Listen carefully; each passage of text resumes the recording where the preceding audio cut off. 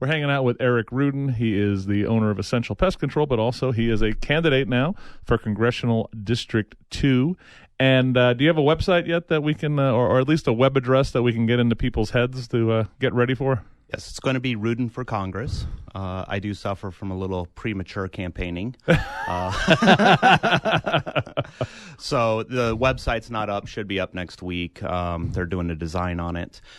Basically, I wanted to get into the CD2 forum on Monday, so we went ahead and filed on last Friday in order to be able to jump into that forum. So normally my OCD kicks in and I want to have everything ready, but Sure. Sometimes when you get a timing of events, you just got to jump in and make things happen. So Tell me about the forum on Monday. actually, I think it went fairly well. There were some things I liked, but you got to realize in a forum like that, a little bit of a, I don't want to say hostile environment because everybody was super nice, but it was a closed forum, so there's no media there.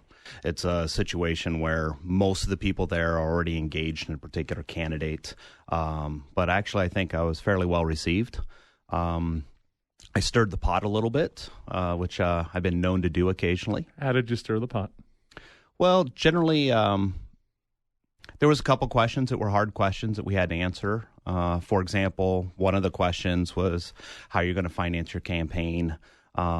How are you going to be successful? And while there's a lot of people in the race, one of the fundamental issues is many of them don't have any money or the ability to raise money. Just for example, Ann Kirkpatrick, she was $4.7 million, I think, last election cycle. Leah, who, she did a great job, but she was at $1.4 million. Right. And I hate to say that money equates to politics, but it does, because that's how you get your name ID out there through advertising, et cetera. And then when you have candidates out there that have been campaigning for a long period of time and they have less than $50,000, they don't have a practical outlook of, hey, this can be achieved. Right. And then any matching money that might come from anything from the RCCC or whatever, they're not going to get excited by $50,000. Absolutely. I mean, it's a situation where there's multiple campaigns going on, and I don't think people realize that's happening with a candidate. It's not just the voter interaction that's important, but it's also you got to sell yourself to the RNC when it comes to the fact that, hey, you have the ability to raise money, and then they kind of bring in the cavalry, and all of a sudden this out-of-state money comes in. For example, like with the opponent, Kirkpatrick, and where she was at, she raised $1 million locally, but then the rest of that funding came from out of state and various donors from Washington, D.C.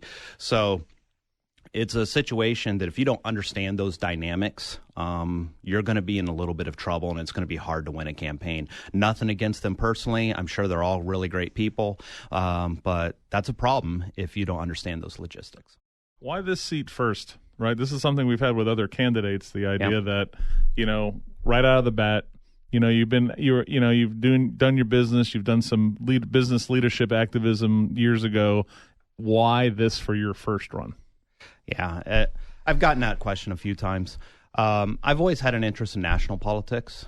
I follow that very closely, but really, the passion came from my softball girls. To be honest, is, we talk about development, getting your education, getting good grades, what they can do to impact their future. And one of the things that I see with them is I always ask myself, is their future going to be better than what I have? And then when you look at unfunded liabilities, entitlements, and those sort of things from the government, national debt is one thing. But when you start talking about $122 trillion in unfunded liabilities for Social Security and Medicare. This is the first year that Social Security is going to take in less revenue than its expenditures.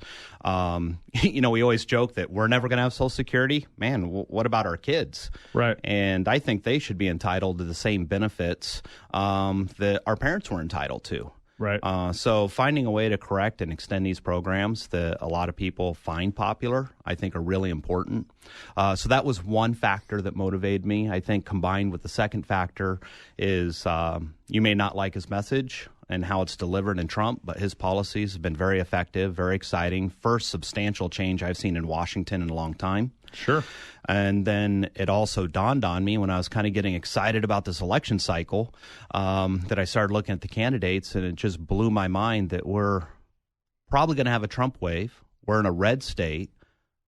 but the likelihood of having 2 Democrat senators in all of southern Arizona being represented by Democrats, and O'Halloran, Kirkpatrick, Grijalva, and I was like, wow, there's nobody that's going to represent our side. And it wasn't because necessarily the candidates were bad people. It's just I don't see their path to getting elected.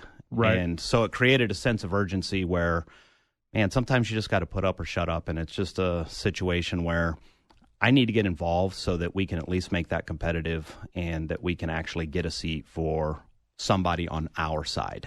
And that's why I jumped into the race. What do you see as what is the path to victory for a Republican, at least in CD2, whether you win it or someone else? What do you see as the path of beating this lady from Flagstaff? Yeah. I'm sorry. Did I just say that? It's actually a combination of factors because, I have my strategy and other candidates have it, but in the most basic of form, it's going to have to come out of the grassroots. I mean, a lot of times we get an establishment guy that gets some establishment money, but the grassroots can be problematic. If they don't have your back, you're going to be in trouble. So example, like Martha, she struggled last election cycle. I looked at all the statewide candidates and looked at their vote totals. And basically, the Republicans swept the field, except McSally. And you look at Ducey, he got 200,000 more votes than she did, because sometimes in our party, we'll stand on our morals and we'll sit on our hands and say, I'm not going to vote for that person because, whether the reason's right or wrong or indifferent, we do that to our own candidates sometimes. So if you don't have grassroots support, you're going to be in a little bit trouble. And being an activist with some of the grassroots people in the past, I feel that I can get that. I think your campaign strategy has to be multi-county. For example, like Cochise County has a 19% advantage of Republicans, where we have a disadvantage in Pima County, depending on the legislative district. Right. That can be anywhere from a 3% to a 10% disadvantage for Republicans. So you're going to have to get into those rural areas and motivate that vote. When that turnout is high, it's a situation they can swing an election very quickly. So I think sometimes, we have some candidates that just don't even go down to Cochise, and they're going to have problems. So, as a guy who's a fan of President Trump's policies, the closer this district gets to the U of A, the less popular that word is. Yeah, I understand that. How do you negotiate that dynamic? Well, I think that's a business skill set. I mean, as a business owner, I've had to, as Trump would say, make deals, but negotiate, build coalitions, reach out across the aisle. I mean, if you're going to solve budgetary issues, right, you're going to have to be open to negotiation. Remember I said I stirred the pot a little bit at the CD2 forum? Yes. We got the question about pro-life. Where do you stand? And I'm obviously a pro-life candidate. But we had candidates going up there and saying, well, I'm never going to vote for a bill that has funding for Planned Parenthood ever. And I was listening to the rhetoric, and I'm like, well, that's just not true.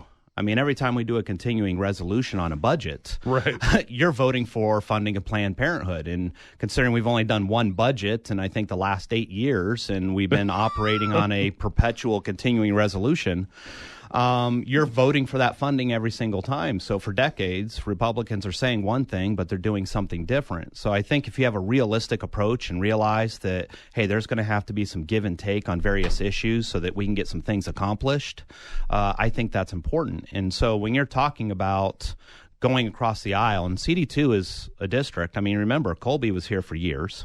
Right. Martha McSally obviously had success. Gifford's had success.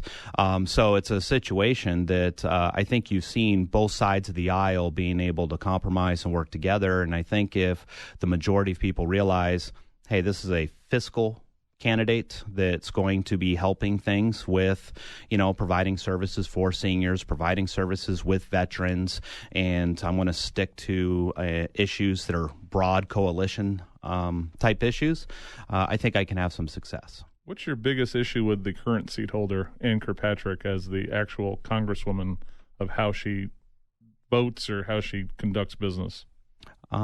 I have to say absenteeism. I mean, if you actually look at the legislative agenda and the record, I would challenge you and say, what bill has she introduced? So when you start looking at the legislative process, now in fairness to her, the Democrats aren't producing hardly anything because they're solely focused on, hey, let me go get my political opponent. Right. So I think she's fell into that trap and that tone, and that needs to go away where we're just not bitter partisans, that we actually need to get something done. And I think so when you're tone deaf to the rest of the country and you're not listening and you're not passing legislation, you're not passing reforms, evaluating budgets, you're not really doing your job. You're just occupying a seat. Her tone deafness on the USMCA agreement was, wow.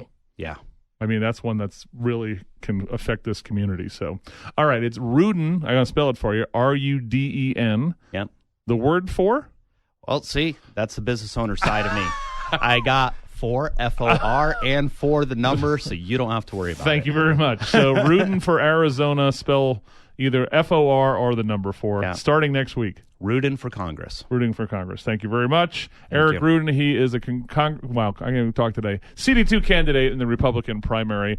This will be up at the 2020 election part of KVOI.com very soon.